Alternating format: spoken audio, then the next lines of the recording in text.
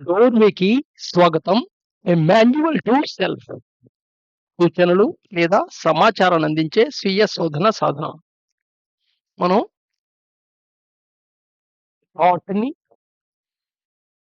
బ్రీతింగ్‌ని, శ్వాసని, ఆలోచనని ఇంటిగ్రేట్ చేస్తూ ఎలా డిజిన్ఫెక్షన్ చాంబర్ డెవలప్ చేసుకోవాలో అనే దాని గురించి ఆ ఎక్సర్‌సైజ్‌లో ఉండే డిఫరెంట్ సెంటెన్సెస్ గురించి చెప్తున్నాం. సో, ఈ ప్రాసెస్ ఎలా చేయాలి? ఒక select any quite half an hour at home గాని, మీ ఇంటి దగ్గర గాని ఒక హాఫ్ అన్ అవర్ అలోకేట్ చేసుకోవాలి. సెలెక్ట్ చేసుకోవాలి. 24 అవర్స్‌లో మీకు ఎప్పుడు కన్వీనియంట్ అయితే అప్పుడు. అది ఇంట్లో అవ్వచ్చు, ప్రయాణంలో అవ్వచ్చు, ఆఫీస్‌లో అవ్వచ్చు, బ్రేక్ టైమ్‌లో అవ్వచ్చు. So, anyway. సో, మీ కన్వీనియంట్ ప్రకారంగా. మెంటల్‌గా రిపీట్ చేయాలి. ఇది బై హార్ట్ చేసి బయటికి లెక్చర్ ఇవ్వటం కాదు. ఆ సెంటెన్స్‌ని బడబడ బడబడ చెప్పటము కాదు నోటితో. సో, మైండ్‌లో మెంటల్‌గా రిపీట్ చేయాలి. ఎంతసేపు హాఫ్ అన్ అవర్ అదే సెంటెన్స్‌ని రిపీట్ చేయాలి. ఆ రిపీట్ చేసినప్పుడు దానికి సంబంధించిన థాట్స్‌ని దాంట్లో ఉండే ప్రతి సెంటెన్స్ అనలైజ్ చేస్తూ రిపీట్ చేయాలి. ఇంకా సెంటెన్స్‌ని అర్థం చేసుకోవడానికి ఇంకా డీప్‌గా ట్రై చేస్తూ ఉండాలన్నమాట. సో, ఇవి అన్ని చేయాలని లేదు. ఒకటే సెలెక్ట్ చేసుకోవచ్చు. ఒక సెట్ ఆఫ్ 6, 7 సెలెక్ట్ చేసుకోవచ్చు. నెక్స్ట్ ఆర్డర్ కూడా మీ ఇష్టం. సో, ఇంత స్వేచ్ఛ, ఫ్లెక్సిబిలిటీ ఉన్న ఎక్సర్‌సైజ్ ఏముంది? రైట్. నెక్స్ట్ సెంటెన్స్‌కి ప్రొసీడ్ అవుదాం. Death is the lift of being. The wise describe it as life. Death is the live of being. Being అంటే ఉండటం. బీయింగ్ అంటే ఉండటం. ఒక స్థితిలో ఉండటం అని చెప్తుందనమాట బీయింగ్ అనేది. యానిమల్ బీయింగ్‌గా ఉన్నావా? సైకలాజికల్ బీయింగ్‌గా ఉన్నావా? హ్యూమన్ బీయింగ్‌గా ఉన్నావా? స్పిరిచ్యువల్ బీయింగ్‌గా ఉన్నావా? డివైన్ బీయింగ్‌గా ఉన్నావా? సో, మోస్ట్ ఆఫ్ ద కేసెస్‌లో సైకలాజికల్ బీయింగ్‌గా ఉంటాం మనం. సర్టెన్ మూవ్‌మెంట్‌లో యానిమలిస్టిక్ బీయింగ్‌లో ఉంటాం. హ్యూమన్ బీయింగ్‌గా చాలా తక్కువ ఉంటాం. బట్ హ్యూమన్ బీయింగ్ లాగా ప్రొజెక్ట్ చేస్తూ ఉంటాం. నీ బీయింగ్ అది కాదు. కానీ ప్రొజెక్ట్ చేస్తూ ఉంటాం. చాలా సోషల్ అండ్ పర్సనల్ ఆబ్లిగేషన్స్ వల్ల. అంటే చుట్టుపక్కల వాళ్ళకి నువ్వు హ్యూమన్ బీయింగ్‌లా కనపడతావనమాట. నిజంగా నువ్వు హ్యూమన్ బీయింగ్ కాదా? నీ స్థితి డిఫరెంట్‌గా ఉంటుంది. అంటే నీ ప్రవర్తన ఓ రకంగా ఉంటుంది. మానసిక స్థితి ఓ రకంగా ఉంటుంది. ఇంటెన్షన్ అనమాట. ఓ రకంగా చెప్పాలంటే హిపోక్రసీ లోపల బయటొకటి. సో, ఇక్కడ ఫార్చునేట్ ఏంటంటే మనుషులు లోపలకో రకంగా ఉండి బయటో రకంగా ప్రవర్తించగలగడం. ఇక్కడ డెత్ ఈజ్ ఏమన్నాడు? లివ్ ఆఫ్ బీయింగ్ అన్నాడు. అంటే పెత్తనంగానే మనకి నెగెటివ్ సెన్స్ కనబడుతూ ఉంటుంది గదా! ఎండ్‌లా కనబడుతూ ఉంటుంది గదా! బట్ కానీ డెత్ అనేది ఒక వార్మెంత్ పొజిషన్ అన్నమాట. ఇక్కడ లివ్ అనే పదం వాడటం ఏంటంటే అది టూ కోల్డ్ కాదు, టూ హాట్ కాదు. ఒక వార్మెంత్ పొజిషన్ అని చెప్తుంటుందన్నమాట.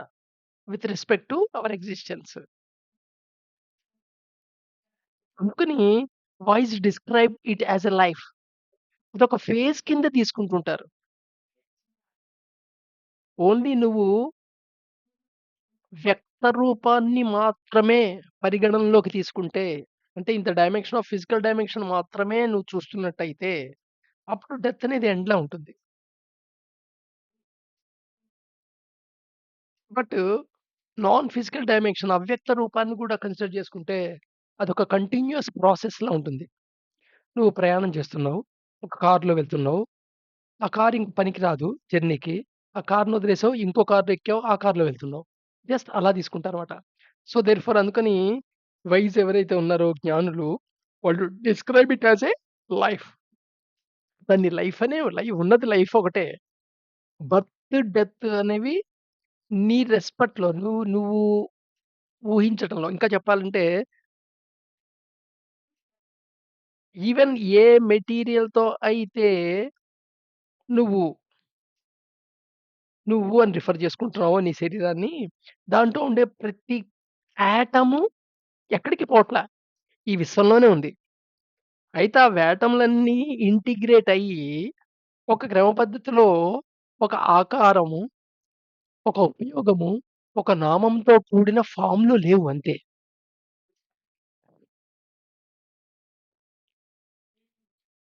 మళ్ళా అలాంటి ఫార్మ్ స్టార్ట్ అయిందంటే డెత్ అంటావు. మళ్ళా ఆ ఫార్మ్ అనేది ఎప్పుడైతే ప్రకృతిలో కలిసిపోయిందో దాన్ని నువ్వు డెత్ అంటున్నావు. So, with reference to only physical atoms, నీ శరీరంలో ఫిజికల్ యాటమ్స్ గురించి మాట్లాడుతున్నప్పుడు ఈ డెత్, బర్త్ అనే మాట ఉంటుంది. బట్ లైఫ్ అనేది ఒక కంటిన్యూయస్ సైకిల్. బర్త్, డెత్, మళ్ళీ అగైన్ బర్త్, డెత్. సో, ఇక్కడ కంటిన్యూగా ఈ సైక్లింగ్ అవుతుందేంటి? అవ్యక్త రూపం. నీకు అవ్యక్తమయ్యేది కాదు. దాన్ని రూపంలో నువ్వు వ్యక్తం చేయలేవు. ఎందుకంటే అది పదార్థంతో ఏర్పడింది కాదు. కానీ ఏ మూల పదార్థంతో అయితే బ్రహ్మ పదార్థం అంటాం కదా దాన్ని. సో, ఏ పరబ్రహ్మంతో అయితే ఈ యాటమ్సు, ఈ ఫార్మ్ ఏర్పడిందో అదే పరమతత్వంతోనే ఏర్పడింది అది కూడా అవ్యక్త రూపం కూడా. అందుకని death is a leave of being. The wise describe it as a life. మరణం అనేది ఉనికి యొక్క సారము. జ్ఞానులు దీన్ని జీవితం అని వర్ణిస్తుంటారు. If the wise man of the world who carefully picks holes in the characters of others would but expend the same skill on himself, what could prevent him from breaking through the bonds of the ignorance? ఇప్పుడు ప్రతి మనిషి ఓ రకంగా yj. ఎవరికైతే జ్ఞానం ఉందో వాడు wise man.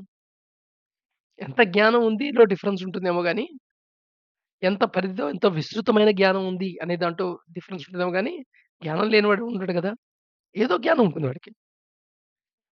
అయితే వాడికి ఆ ఉన్న జ్ఞానాన్ని ఒక డయాస్ కింద వాడి, ఈ ప్రపంచంలో ఉండే ప్రతి విషయంలోనూ, ప్రతి వస్తువులోనూ, ప్రతి మనిషిలోనూ, చుట్టుపక్కల ఉండే ప్రతి మనిషిలోనూ చాలా జాగ్రత్తగా, చాలా స్కిల్‌ఫుల్‌గా మాట. ఏం చేస్తుంటాడు? లోపాలు వెతుకుతూ ఉంటాడు. Pics holes. దేంటో ఖచ్చితంగా వాళ్ళ స్వభావంలో, ఇతరుల స్వభావంలో ఉండే లోపాలను మటుకు చాలా, చాలా చక్కగా వెతకగలడు. ఒక భాషలో, లాంగ్వేజ్‌లో బయటికి చెప్పగలడు. ఇది అమోఘమైన నైపుణ్యం. కానీ ఆ నైపుణ్యాన్ని తన మీద తను వినియోగించుకుంటే అసలు ఈ ప్రపంచంలో ఎవరైనా ఆపగలరా? వాడికున్న అజ్ఞానం యొక్క బంధాల నుండి విముక్తి పొందటాన్ని.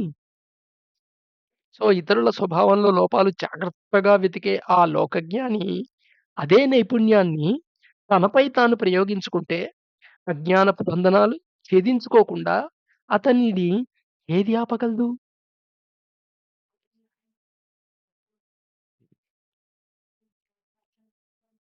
సో, ఇక్కడ ఇంట్రోస్పెక్షన్‌ని చెప్తున్నాడన్నమాట వాడు. ఎక్స్‌టర్నల్‌గా ఉండే వాటిల్లో ఉండే లోపాలు, క్యారెక్టర్‌లో లోపాలు వెతకడం అనేది బహిర్గత ప్రయాణం. బాహ్యత విషయాల గురించి అనలైజ్ చేసి నువ్వేదో తెలుసుకుంటున్నావు. అది జ్ఞానమే కదా! ఎదుర్కొన్న లోపాలను గుర్తించావు అనేదే కూడా ఒక జ్ఞానమే. ఆ గుర్తించగలిగే నైపుణ్యం ఉంది కదా! అది ఇంట్రోస్పెక్షన్‌లో నీ అంతర్మదనాన్ని, నీ అంతరంగ ప్రయాణాన్ని సహకరించినట్టయితే ప్రపంచంలో ఎవ్వరైనా ఆపగలరా? ఏదైతే ఇగ్నోరెన్స్ ఉందో, ఆ ఇగ్నోరెన్స్ నుంచి బయటపడటానికి, ఆ ఇగ్నోరెన్స్ యొక్క బంధాలని ఛేదించటానికి అదనమాట. If the wise man of the world who carefully picks holes in the characters of others would but expend the same skill on himself, what could prevent him from breaking through the bonds of the ignorance? ఇతరుల స్వభావంలోని లోపాలను జాగ్రత్తగా వెతికే ఆ లోకజ్ఞాని ఎవరు? మనమే. అదే నైపుణ్యాన్ని తనపై తాను ప్రయోగించుకుంటే అజ్ఞానక బంధాలు భేదించుకోకుండా అతన్ని ఏది ఆపగలదు?